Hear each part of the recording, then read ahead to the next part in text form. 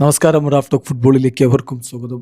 FIFA world കപ്പിൻ്റെ final മത്സരത്തിൽ അർജൻറ്റീനക്കാരുണ്ടാക്കിയ തല്ലുമാല കളിക്ക് ശേഷം നമ്മളെല്ലാവരും കണ്ടാണല്ലോ.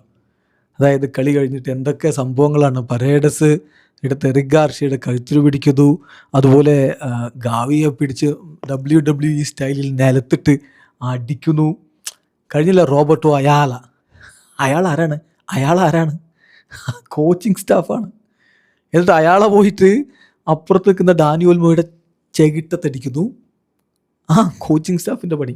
സ്കലോനി പാവം അവിടെ പ്രശ്നം പരിഹരിക്കാൻ നോക്കുമ്പോഴാണ് അപ്പുറത്ത് കോച്ചിങ് സ്റ്റാഫ് മുൻ അർജൻറ്റീൻ താരത്തിൻ്റെ ഈ വക പരിപാടി. നാഹുൽ മോളിനെ പോയിട്ട് റോഡ്രിക്ക് ഒരു പഞ്ച് കൊടുത്തത്രേ. മൊത്തം പ്രശ്നങ്ങൾ. പിന്നെ അവർ കിരീടം ഉയർത്തുമ്പോൾ തിരിഞ്ഞു നിന്ന്, അത് വേറെ കാര്യം, അതുപോട്ടെ. അതല്ലാതെ ശരിക്കും പറഞ്ഞാൽ കളി കഴിഞ്ഞിട്ടും അർജൻറ്റീന തോറ്റു ലോകത്തിന് മുന്നിൽ. അതാണ് സംഭവിച്ചത്. അപ്പം ഇതിനെതിരെ ഫിഫ അന്വേഷണം പ്രഖ്യാപിച്ചിട്ടുണ്ട് എന്ന് റിപ്പോർട്ട് ചെയ്യുന്നത് അർജൻറ്റീൻ മാധ്യമം TYC സ്പോർട്സിനെയാണ്. FIFA has opened a disciplinary investigation into the incidents following Argentina's defeat against Spain എന്ന് പറഞ്ഞുകൊണ്ട് അവർ വാർത്ത കൊടുക്കുന്നു. അതുപോലെ തന്നെ സ്കൈ സ്പോർട്സ് ഇക്കാര്യം റിപ്പോർട്ട് ചെയ്തിട്ടുണ്ട്.